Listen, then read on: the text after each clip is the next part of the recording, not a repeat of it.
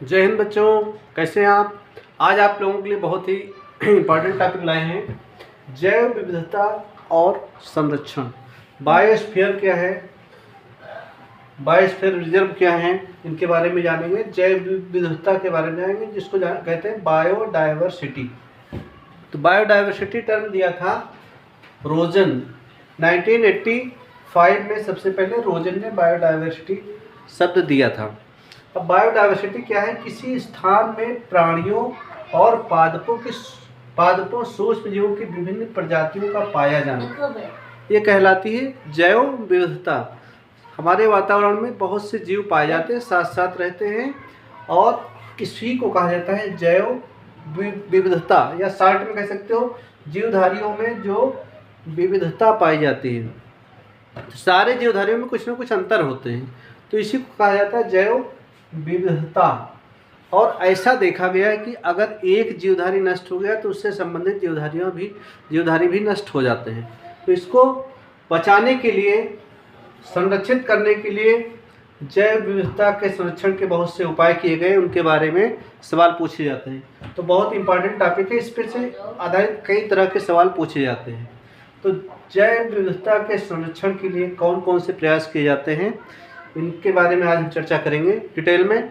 पूरा देखिएगा, पूरा वीडियो देखिएगा, बहुत ही इम्पोर्टेंट है। पहला है स्वस्थानीय संरक्षण। पहला प्रयास जो कर सकते हैं, स्वस्थानीय संरक्षण। ऐसा प्रयास किया जा रहा है कि जीवधारियों को उन्हीं के निवास स्थान पर, अगर निवास स्थान पर संरक्षित किया जाए तो क्या कहलाता है? स्वस्थानीय संरक्षण। स्व मतलब स्वयं के स्थान पर, जहाँ पर जीवधारी पाए जाते हैं वहीं पर संरक्षित किया जाता है, उसको कहते हैं स्वस्थानीय संरक्षण या इन सीटू कंजर्वेशन। इसके लिए क्या प्रयास किए गए हैं? कुछ ऐसे क्षेत्र बनाए गए हैं जहाँ पर जीवधारियों को सुरक्षा दी जाती है, वहाँ पर मानव की गतिविधियों को प्रतिबंधित किया जाता है। इनको कहा जाता है राष्ट्रीय पार्क। तो राष्ट्रीय पार्क जो अपने यहाँ है, सबसे ज़्यादा राष्ट्रीय पार्क है। जैसे सबसे पहला जो राष्ट्रीय पार्क था, फर्स्ट जो बना था अपने यहाँ, वो इंग्लैंड के एक जाने माने पर्यावरण से संबंधित थे, जिम कॉर्बेट। जिम कॉर्बेट अंग्रेज थे, इन्हीं के नाम पर बना था जिम कॉर्बेट राष्ट्रीय उद्यान। और ये पहला राष्ट्रीय उद्यान अपने देश का है, और कहाँ पर है? नैनीताल, उत्तराखंड में है। उत्तराखंड में जिम कॉर्बेट राष्ट्रीय उद्यान क्षेत्र कहाँ पर है? उत्तराखंड में। दूसरा उत्तर प्रदेश में दुधवा राष्ट्रीय उद्यान है। कहाँ पर है? उत्तर प्रदेश, लखीमपुर खीरी जिले में। इसके अलावा गिर राष्ट्रीय उद्यान। तो गिर राष्ट्रीय उद्यान में सवाल पूछा जाता है कि सिंहों का संरक्षण कहाँ किया जाता है? तो सिंह और बाघ में अंतर क्या है? सिंह जो लंबे लंबे बाल हैं, गर्दन पे होते हैं, आमतौर पे बड़ा सा होता है, वो सिंह कहलाता है। सिंह कहाँ पाए जाते हैं? गिर राष्ट्रीय उद्यान में पाए जाते हैं। और बाघ जिसपे धारियाँ होती हैं वो बाघ होता है। तो बाघ जो पाए जाते हैं जिम कॉर्बेट या दुधवा नेशनल पार्क, तो इन सब उद्यानों में खास तौर से पाए जाते हैं। एक सवाल और आ जाता है कि काजीरंगा राष्ट्रीय उद्यान जो असम में है, वहाँ पर एक सींग वाले गैंडे का संरक्षण किया जाता है। तो अगर पूछा जाए एक सींग वाले गैंडे का संरक्षण कहाँ किया जाता है, तो काजीरंगा राष्ट्रीय उद्यान खासतौर से इसके लिए प्रसिद्ध है। अगला देखते हैं जैव मंडल अभयारण्य। तो जैव मंडल अभयारण्य अंतर्राष्ट्रीय स्तर पे इनको घोषित किया जाता है। तो अपने देश में सबसे पहले जो घोषित हुआ था वो नीलगिरी। फर्स्ट कौन था? नीलगिरी जैव अभयारण्य। एक तमिलनाडु और केरल के क्षेत्र से संबंधित है, तो वहाँ पर एक नीलगिरी अभयारण्य है, जैव मंडल अभयारण्य, बायोस्फीयर रिजर्व कहा जाता है। तीसरा हॉट स्पॉट। हॉट स्पॉट का मतलब जहाँ पर कुछ खास वनस्पतियाँ पाई जाती हैं उनको संरक्षित क्षेत्र घोषित किया जाता है। जैसे अपने यहाँ पश्चिमी घाट और श्रीलंका में कुछ क्षेत्र हैं, तो इनको हॉट स्पॉट कहा जाता है, जहाँ पर बहुत पश्चिमी घाट पे सवाल पूछा जाता है जैव विविधता कहाँ पर बहुत ज़्यादा पाई जाती है, तो पश्चिमी घाट पर। अगला है प्राणी विहार, सेंचुरीज जिसको कहा जाता है। तो यहाँ पर कुछ प्राणियों के संरक्षण के लिए जो है प्रयास होता है, वहाँ पर संरक्षित किया जाता है। जैसे घना पक्षी विहार, पक्षियों का संरक्षण वहाँ पर किया जाता है। बहुत से सेंचुरीज अपने देश में हैं। तो ये हो गया स्वस्थानीय संरक्षण। अगला देखते हैं दूसरा उच्च स्थानीय संरक्षण या ex situ conservation. Ex situ conservation का मतलब अगर जीवधारियों को उनके प्राकृतिक आवास से हटाकर, प्राकृतिक आवास से इनको हटा के कहाँ किया जाता है? उचित स्थान पर, उचित स्थान पर संरक्षण दिया जाता है। तो अगर जीवधारी को प्राकृतिक आवास से हटाकर उचित स्थान पर कहीं पर संरक्षित किया जाए किसी अलग जगह पर, तो उसको कहेंगे प्राकृतिक आवास से उठाकर उचित स्थान पर संरक्षण को उत स्थानीय संरक्षण या एक्स सीटू कंजर्वेशन। एक्स का मतलब बाहर अगर जाके उसके प्राकृतिक आवास से हटाकर कहीं ठीक जगह पे उसको संरक्षित किया जाए, क्योंकि जहाँ पर वो कोई जीवधारी है वहाँ पर उस तरह की परिस्थितियाँ नहीं कि वो जीवित रह पाए, तो इसको कहा जाता है एक्स सीटू कंजर्वेशन। इसके लिए चिड़ियाघर, प्राणी विहार जिसको कहा गया है, चिड़ियाघर जू, यहाँ पर संरक्षण दिया जाता है। इसके अलावा बॉटनिकल गार्डन्स बहुत है, जैसे कोलकाता बॉटनिकल गार्डन और क्यू बॉटनिकल गार्डन, तो यहाँ पर संरक्षण किया जाता है। इसके अलावा बीज बैंक, जीन बैंक, इनकी स्थापना की गई है। तो इस सब प्रयास को क्या कहा गया है? उत स्थानीय संरक्षण। नेक्स्ट प्रयास क्या हो सकता है? विशेष परियोजनाएं गवर्नमेंट ने चलाई हैं, सरकार ने विशेष परियोजनाएं चलाई हैं, जैसे टाइगर प्रोजेक्ट जो करीब 1972-73 में स्टार्ट हुआ था। टाइगर या बाघ परियोजना जिसको कहा जाता है, बाघों के संरक्षण के लिए शुरू की गई, क्योंकि अपने देश का राष्ट्रीय पशु तो बाघ है, लेकिन पता चल रहा है कि इनकी संख्या कम हो रही, तो बाघ परियोजना या टाइगर प्रोजेक्ट स्टार्ट हुआ। इसके अलावा हाथी परियोजना और घड़ियाल परियोजना कहाँ पर है? कुकरेल, लखनऊ, या आप लोगों ने नाम सुना होगा, कुकरेल का नाम तो बहुत मशहूर है। इसके अलावा करतनिया घाट है, बहराइच में है, करतनिया घाट, तो यहाँ पर बहराइच, तो यहाँ पर किसका संरक्षण होता है? घड़ियाल का संरक्षण किया जाता है। अगला प्रयास है कानूनी उपाय। कानूनी उपाय में क्या हुआ कि शिकार पर प्रतिबंध लगाया गया 1972 में, और इसके लिए पास हुआ पर्यावरण संरक्षण अधिनियम। तो ये बहुत ही इंपॉर्टेंट सवाल आता है कि पर्यावरण संरक्षण अधिनियम कब पारित हुआ, वन्य जीव संरक्षण अधिनियम कब पारित हुआ? तो इसके लिए 1972 में कानून पास हुआ। लेकिन बहुत ध्यान देने वाली बात है कि हमारी संस्कृति में तो जीवधारियों के और पौधों के संरक्षण के लिए तो विशेष तौर पे प्रयास किया गया है।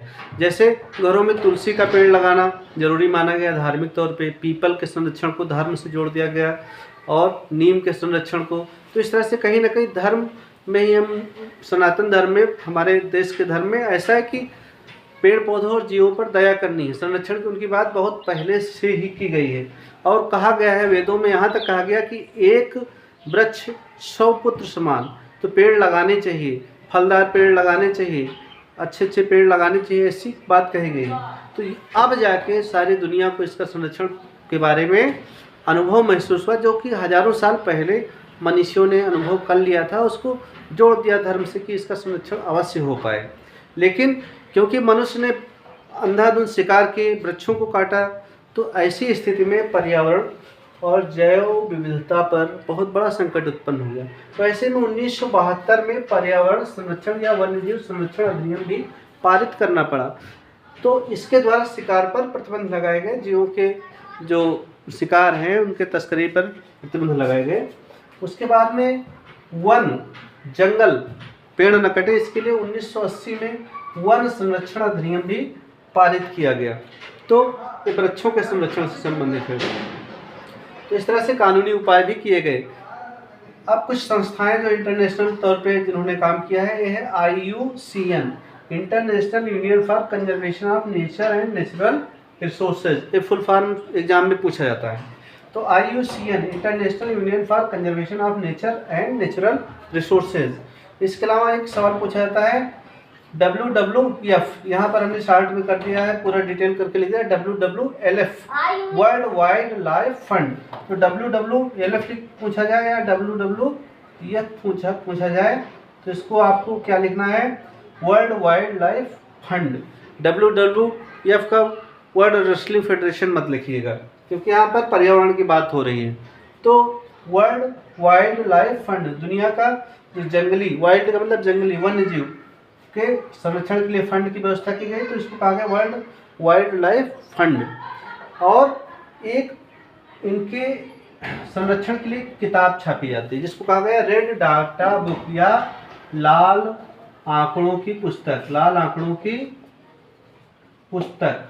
तो इसमें लाल आंकड़ों की पुस्तक क्या है पूछा जाता है, या पूछा जाता है लाल आंकड़ों की पुस्तक क्या होती है, इसमें किसकी सूची होती है। तो लाल आंकड़ों की पुस्तक में संकटग्रस्त जातियों की सूची होती है और उनको बचाने के उपाय दिए होते हैं।